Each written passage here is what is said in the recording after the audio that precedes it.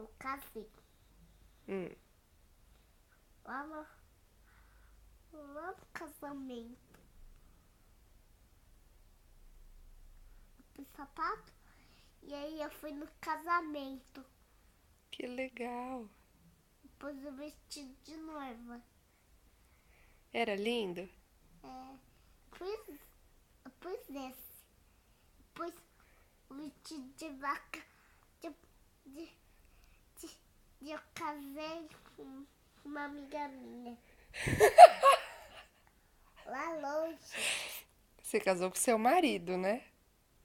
A mamãe não tem marido? Papai não é marido da mamãe? É, então. Então você casou com seu marido.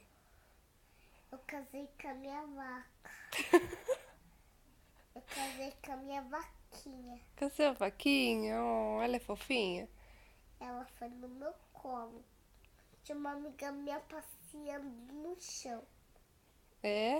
É. E aí? E eu tava do lado dela e eu pus vestido de noiva. Ai, que lindo. Que cor que era o seu vestido? Amarelo. Amarelo. De vaca. Eu pus o vestido de vaca. Ai, que lindo. Porque eu casei de noiva. De noiva vaca? É. Entendi.